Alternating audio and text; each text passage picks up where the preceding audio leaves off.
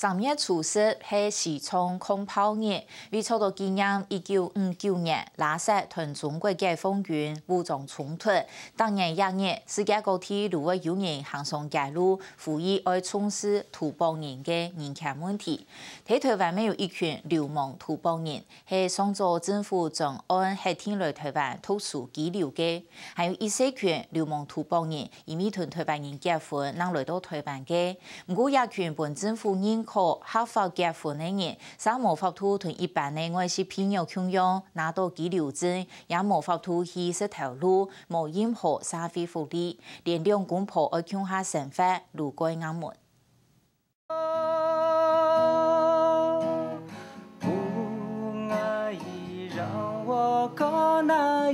流亡土邦人用足詞言，當無奈何的歌聲，天天的唱出，無辦法留本娘帶鄉下的痛苦。雖然詞言留台灣本娘允許係合法的結婚，不過台灣政府實強行本詞言停留強證，亦無辦法申請居留強證。他沒有居留證沒關係，延期就可以。居留證延期不對吧？是停留延期。哦，對。不好意思。故說，就算佢結婚2年來嘅詞言未兩證業，還要到移民署來判停留時間綁長的強證。這次會到4月8號，是在2個月。對。對，到4月8號。對。我們只有一個小小的心願，一個最基本的心願。還要從台灣移轉到印度，重新來判來台移情。他們給我的第一個那個簽證就是2個月，然後這個在台灣這裡延簽2次，然後回印度之後，回印度之後的話，這個需要一段時間，算1個月，我們就是一般算的是1個月，因為印度這邊有很多東西要辦，這些證件都重新辦，然後印度這一邊也是很嚴格的。將詞言一條流亡印度的土邦人，身上唯一的身份證明，將由印度政府發本寄一條英國很多黃皮書的 IC， 作為流亡土邦人履行來用。印度政府給我們發的一個是就 IC， 就是 IC， 然後剛開始給我們給的就是 RC 就是算是給我們的一個身份證，印度政府發的。然後就是 IC 就是旅行的，就是出國啊可以用的，也是印度政府發的。將個有名的時昌的精神領袖，他那媽最拿 IC 啊份履行文件到世界各國去拜訪講演。不過台灣尚無認同也個身份文件。不光是對印度的旅行證件，我們對所有全世界各國持旅行證件要申請簽證到台灣來，我們都有一定的限制，而且我們原則上也都不會核發居留簽證。外交部的就是說，你們這個拿那個黃本子啊，就是他們出國可以用的旅行證件，其實是不具效力的。就因為這個不具效力，他們藏人的唯一身份之識別就是只有這個東西。自1959年，時昌拉薩與中國解放軍發生的武裝衝突過後，主力所有土邦人因為政治迫害，攀山過嶺，從時昌走出來，走到尼泊爾、印度一條所在。印度政府還喺替塔蘭薩拉一條所在，那個難民區，幫流亡土邦人做了有所在後代。我在那邊有訪談到的，就有一些人可能在中途出來的時候就被抓了，抓回去，然後抓回去拷打，然後怎麼打你知道嗎？他們就是，反正那個方法很殘忍。然後呢，當時他很年輕，18歲，然後他逃了3次，對，逃了3次，但是能夠被抓回去都不是半路被打死的。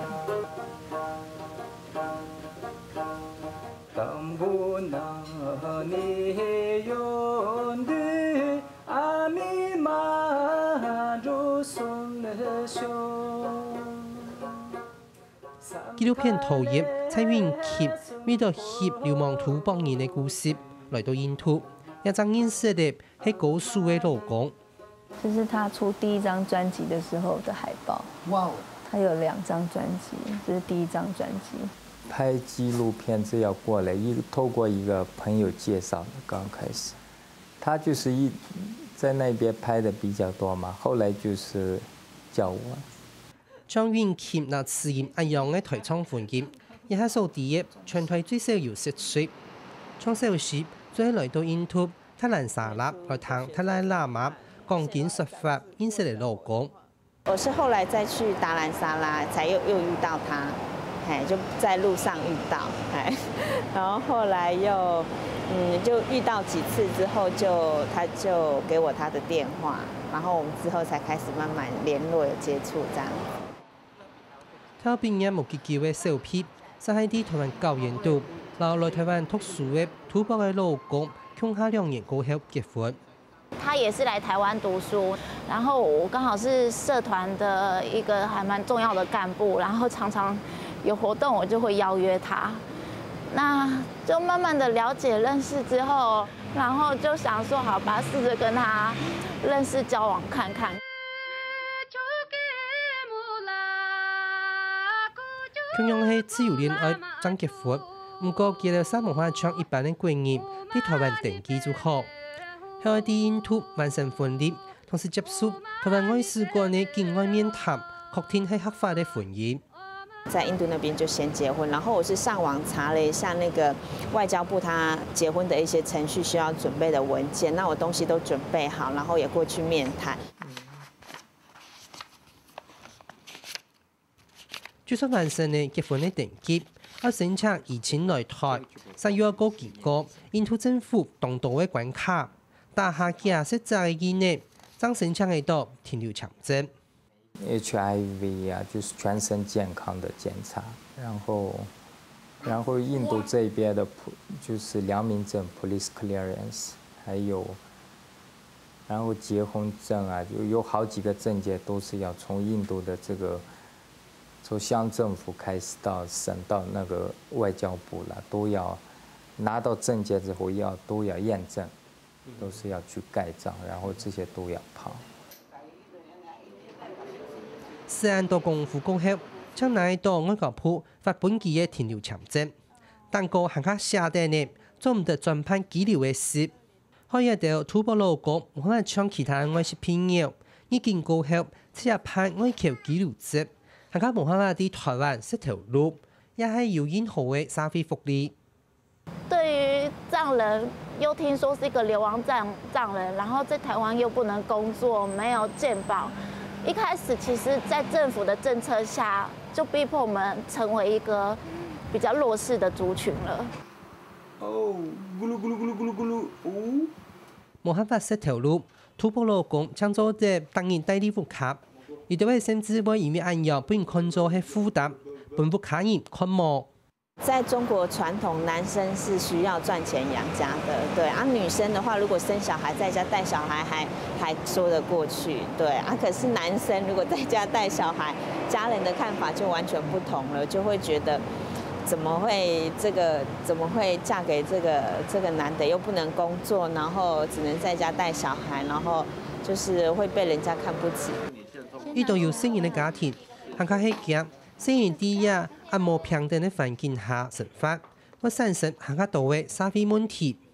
不知道以後生活怎麼樣，但是現在畢竟有小朋友了嘛，那還是要以小朋友為主，不管怎麼樣，我們生活還是要過的。那還是希望小朋友健健康康長大，這樣。我也是這樣想啊，就是到了台灣應該是比較自由的。就是到了這裡，就是也不是，就是沒有那麼的自由，什麼都不能做。然後小孩又一天一天的這麼長大的話，我們就是各方面都為他什麼都不能做，就是很難過了。有人也因為按藥，根本唔敢講生意呢。不敢生，我一直跟他說，千萬一定要避免我的家人，我媽媽，我們結婚之後，她告訴我2件事，我絕對不能去做。第一個就是生小孩，第二個就是去借錢。就是8號前要離開。8號前要離開，一定要離開。哈哈哈。所以你旅費，這次旅費有籌到了嗎？還沒有。唔但止冇條路冇事業，未畢業嘅家庭。后爱总出一笔6万人元的旅行钱，本土博老公做了比转印度重新判强征。因为按样，有人之后加钱了公益的。可能打算用分期吧。下个月了。对啊，对啊，就是我最近上网订机票嘛，然后就有找一些那个可以分期，有些旅行社现在有那个分期零利率那种，对啊，就找一些这个看可不可以分期起付这样子，对啊，不然怎么办？就算按价钱公益的，真想一团婚姻的消息，根本唔敢老不看人讲。老公永远就冇办法拿到记录证，就暂时拖延，我还不敢跟他们讲说，政府说那个外交部说都不给，一辈子都不给，这样我根本不敢说，说了怕他们马上就叫他不要再来了。外交部在制造问题，你就是要逼的这些人到最后没有钱，因为可能我赚的不够，我没有办法让我的先生出去的时候，他是不是就要变黑户？他就得留在这边变成黑户。然后接着小孩长大，他没有受到很好的照顾，他是不是以后可能会变成问题小孩或问题学生？这样冇身份、冇户籍的问题，其实一直看到，有时这係政府操成的。將做協交鋪農創委員會，就是專案核天的體面國軍的後台，也係流氓土邦人來台灣讀書也掉，因為一樣產生的非法拘留。經過長期的清楚抗議，2009年立法院修正的移民法，本一條人做得處理合法合理呀。不過，一個修正條例，一本移民署看作係落義的條款，在第2007年12月26號後，將拿印度的旅行證件，依到台灣的流氓土邦人的聘用，都冇辦法取得居留。目前政策上没有放宽到这个部分，因为无国籍人，他们这些类似无国籍的人，因为印度也不完全接受他们无条件的返回印度，所以我们如果无条件的放宽让他们进到台湾来，那我们可能造成以后我们那个所谓人流管理上的问题。他已经是我们台湾的配偶哎，叫什么可以？你要居住他去哪里？他不是来观光哎。对他现在这理由真是太可笑了。人權團體還加進一步指出，本合法結婚的聘用居留權係國籍但是認同的基本人權。國家我們就是2009年簽了2公約，這個2個國際人權公約嘛。那婚姻權跟家庭團聚權其實是在2公約裡面很明確的肯認的，就是每個人、每個國民、每個人民都有擁有的權利。總統馬英九在第2009年太馬古省嘅宣布，台灣要實行聯合國公民勞政治權利國際公約，然後經濟社會文化權利國際公約用作公約。同時，喺啲2011年完成檢討相關違反人權公約嘅法律規定。我們以2年的時間也檢討國內相關的法律，到今年12月的時候就可以告一段落，讓我們所有的法規都能夠跟這2個人權公約能夠接軌。不過，也係面對人權爭議。外交部沙強用書面回答，法本停留簽證竟然係考慮到人妥合最好嘅做法咧。人權團體就批評，根本係顛倒頭來做。即便是國際人權、家庭團聚權，他們在台灣已經有婚姻的事實，甚至有小孩有家庭，不應該剝奪他們家庭團聚的權利。我覺得這個是非常可笑的一個事情，而且荒謬。非常沒有人權的狀況，這些界限或是這些法律條文，究竟是幫助了我們，還是限制了我們？對，為什麼就因為我們這幾個沒有多少的人，又需要受這些痛苦嗎？昨夜夢裡一場大雨。我將流浪抹上臉頰，你將憂傷掛上眼角，低下頭。創定下本樣嘅情歌，自然透過歌聲講定佢嘅心情。其實我們現在遇到一個問題，就是台照婚配，然後先生沒有辦法在台灣居留這個問題。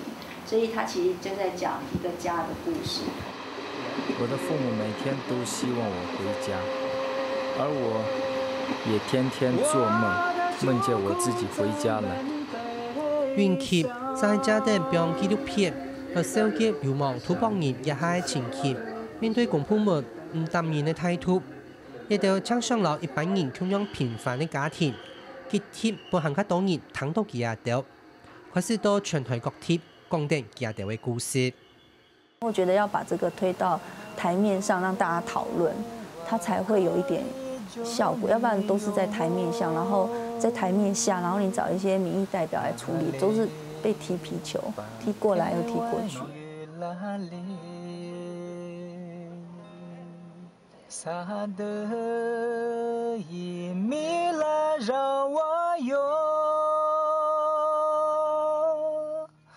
不爱已让我更难有，更难有。